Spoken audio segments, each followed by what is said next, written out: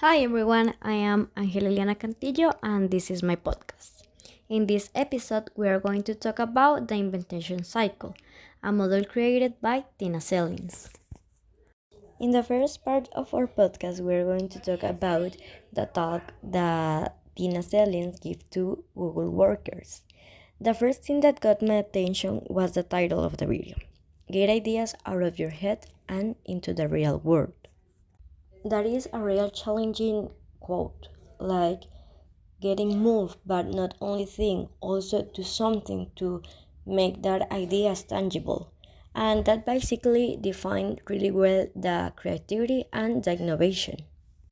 During the video, Tina Selin says how exists a big missing piece on education related with creativity and innovation. They teach us about them. They teach us what they are and what they work for, but they didn't teach us how to think with and act with creativity and innovation. So this is like this big hole that isn't being filled fruitfully. And in base of that, she creates a lot of things and start teaching about how to be creative, how to get at that point. And she gives a few tips of how to do it. And the principle is to have knowledge, skills, and a mindset. Start to looking at the problems differently. And also, the key is the way you make the problem, the words you use, and the focus you give to them, because the question will limit the answers. She proposed this example about her father's birthday. She first asked, "What can I do for my father's birthday?" And then she asked, "How can I make my father's birthday memorable?" So the answers will change a lot. It is a different focus that you are going to give it. Tina Sellins tells us that the process starts in the imagination, but imagination starts when you engage your ideas. And this goes by hand with a little motivation and curiosity. The result that will emerge in base of that will motivate you to move to innovation. So you can create something new for you, not necessary for the world.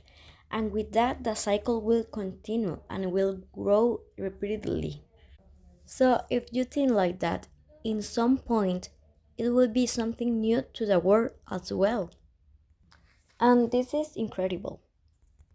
But also exists a lot of things that limit us, like this idea that when you get older, you get less creativity, you get less creative. So we have to unlearn that, to think like a child that is in constant search of new things and exciting things, things that excite you.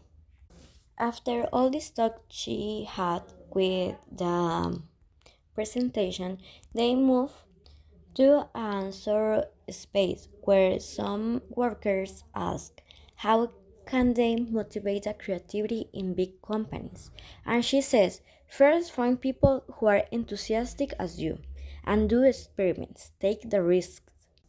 And then she moved on in space can motivate you to be productive or not. So she talks about the installation on Google. They have a lot of space where you can relax, but they also find you the moment to be on your responsibilities. So she thinks that this balance will help you to be more creative and more productive.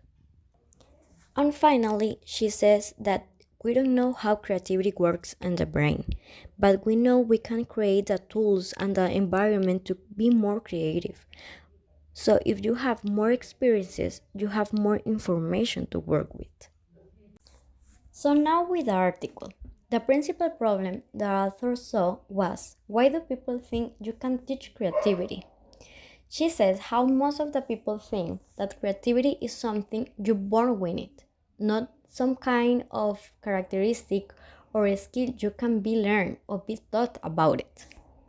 She put, for example, the hair color. It's a characteristic you're born with it. It's not something you can change across your life. No, it's something you have it. But creativity isn't like that. The author said that creativity requires a complex set of knowledge, skills, attitudes, and actions, just like the mathematics or the science, music, or even a sport. So, if you can be taught about that other things, why you can be taught about how to be creative? So, the author creates a model to follow so you can be taught and also learn how to be creative. She believes you have to start with imagination. She said, imagination leads to creativity. Creativity leads to innovation, and innovation leads to entrepreneurship.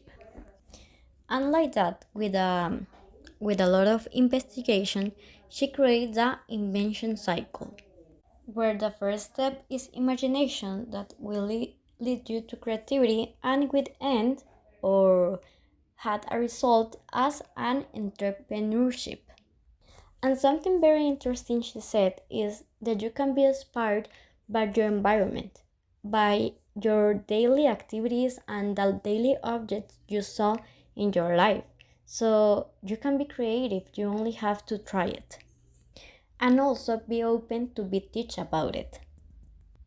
So this was the very short episode of my podcast. Thank you for listening. Bye.